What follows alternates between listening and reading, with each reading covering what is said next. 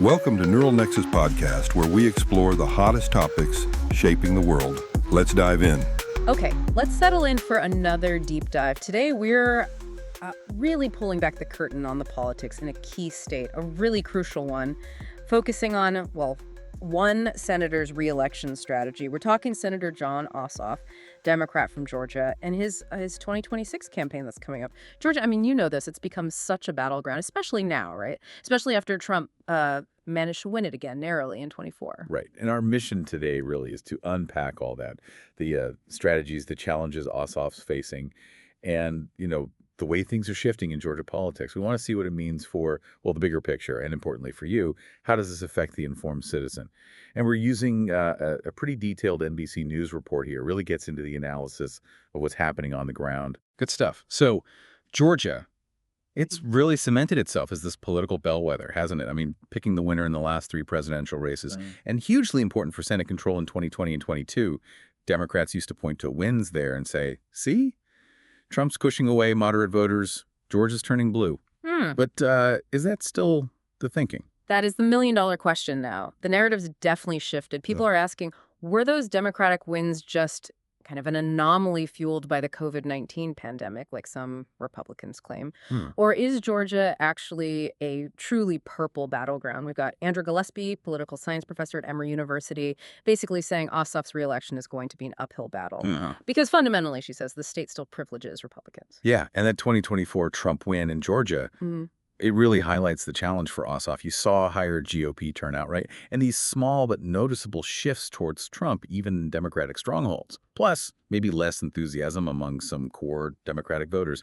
So Ossoff somehow has to reverse all of that. He absolutely does. And those shifts in Democratic areas, that's not trivial. It shows that maybe those areas aren't as locked down as Democrats thought. The GOP feels they found a way to reactivate some voters there. So really understanding these underlying trends, that's crucial if you want to grasp what's happening in American politics today. It's more complex than just the headlines. Okay, so it's tough, an uphill battle, as Gillespie says. How is Ossoff actually tackling this? What's the strategy shaping up to be? He seems to be coming out swinging pretty early, holding rallies, like that one in Savannah. Just 6 months into Trump's second term, delivering a report from our nation's capital, he called it. And he's really sharpening his attacks on Trump.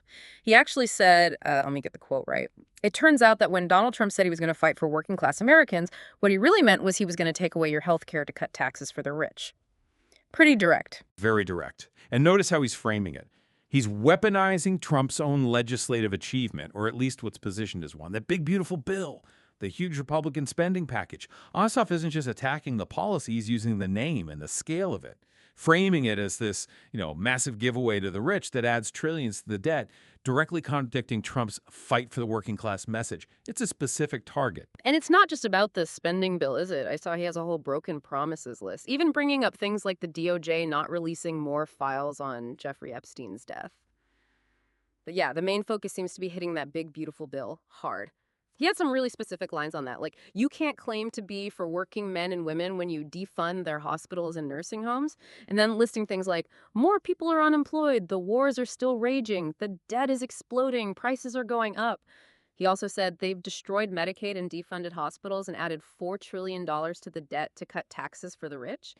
And this one really stood out. In the same bill, they made the budget for mass deportations larger than the FBI, ATF, DEA, and the Bureau of Prisons combined. She spelled out the acronyms too. FBI, ATF, DEA, just to make sure people got it. And that detail is important because it connects these big abstract budget decisions back to, real-life impacts. There's a quote in the NBC piece from Madeline Ryan. She's blind, involved with the Bullitt County Young Democrats. She says, we're seeing in all kinds of federal cuts to Medicare and Medicaid, SNAP benefits, all these things that disabled people rely on every day. Cutting things that provide health care, food, security to people with disabilities. That really shows you, doesn't it, how this debate over trillions of dollars translates into actual concerns for people about their health, their food, their security. Absolutely. It grounds the whole debate. Okay, let's shift gears slightly. Talk about the people, the demographics fueling this whole battleground status in Georgia. Black voters make up about a third of the population, right? That's huge. And then you've got big increases over the last decade in Latino and Asian American communities. Yes, and historically, those groups tend to lean Democratic. But and this is a big but, the analysis, like from the Brennan Center, shows Republicans actually made inroads with each of those groups in 2024. And black voter turnout didn't quite match white voter turnout rates. So it's more complicated than just saying more diverse population equals more Democratic votes. It's not simple anymore. And that brings us to something really interesting, this rightward shift they found in metro Atlanta, the heart of Democratic support. 3 of the 4 biggest counties shifted towards Trump in 24.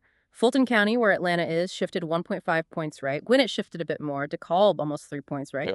It is significant. And the question is, how do the Republicans manage that? Well, their strategy involved basically finding and reactivating what they termed a quiet Republican constituency, even in these deep blue areas, these, the modern toolkit. Detailed data analytics, lots of door knocking, targeted digital ads, and bringing in high-profile figures, surrogates like Kash Patel, Laura Trump, Marcy McCarthy, who used to chair the DeKalb County GOP, she's quoted saying, "We have made inroads, and Democrats have had to take us seriously because we're making them work harder in a place that they never thought they'd have to ever work in." Making them work harder in their own strongholds. That's quite a claim. So are these inroads real, do we think? Are they sustainable for the GOP, or was it just a Trump thing? That's what everyone's trying to figure out, isn't it? For Republicans, the goal is definitely to make it sustainable, to show their strategy works long term. It suggests they're playing a long game, trying to chip away at Democratic dominance in those urban and suburban counties. And you see Senate Republicans reinforcing this already. Groups like One Nation, that's tied to the Senate GOP leadership, they're running ads now, calling Trump's bill the working family tax cuts and hitting Ossoff for opposing it, saying he's giving in to party bosses. They're trying to cement that narrative. Okay, so lots of challenges for Ossoff, but it's not all bad news for him, right? We're still 16 months out. One big thing, Governor Kemp. He's not running for the Senate seat, which means the Republicans are probably looking at a crowded, potentially messy primary fight, as the report puts it. That gives Ossoff some breathing room while they sort themselves out. And then there's the money. Ossoff's a fundraising machine, apparently. Already has over $15 million banked for this race. And everyone expects this to be one of the most expensive Senate races next cycle. Absolutely. That $15 million is a serious war chest this early on. And don't forget his experience. He's been through tough fights before. That 2017 special election run for Congress. Yeah. Okay, he lost. But it was in a super Republican district, a ruby red district. Yeah. That was before Trump really shook up all the party coalitions. So he has experience in, let's say, coalition building across different types of voters. Yeah. He's had to do it. Right. He had to try and appeal outside the base even then. And it seems like that's his priority again for 2026, expanding the Democratic coalition, campaigning everywhere, urban areas, sure, but also getting out into the more rural Republican counties. The experts quoted say he pretty much has little choice but to do that, given the state's dynamics now. Yeah, it comes back to what Andrew Gillespie said. It highlights the challenge in the path. Democrats, he says, they have to figure out how to produce a superior candidate and put together a superior mobilization operation, get their voters out, and then maybe hope that their Republican opponent is deeply compromised in some way after that messy primary.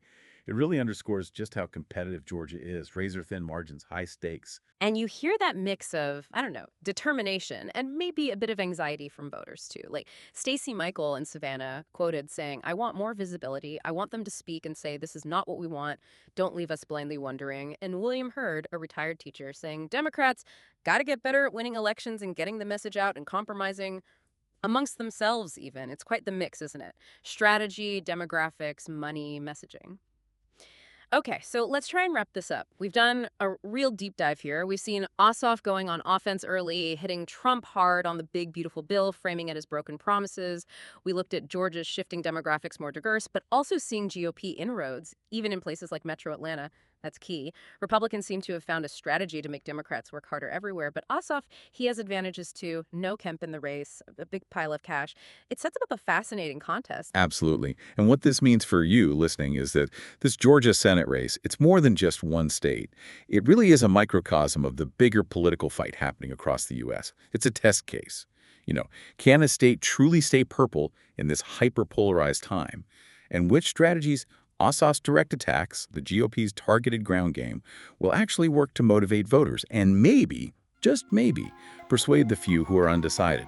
It really gets to the heart of how elections are won and lost today. So, thinking about everything we've discussed, Ossoff's strategy, the Republican counter moves, the voter dynamics, here's something for you to chew on. What specific shift, maybe in messaging, maybe in voter engagement, do you think will be the most critical factor for either side to actually win in Georgia come 2026?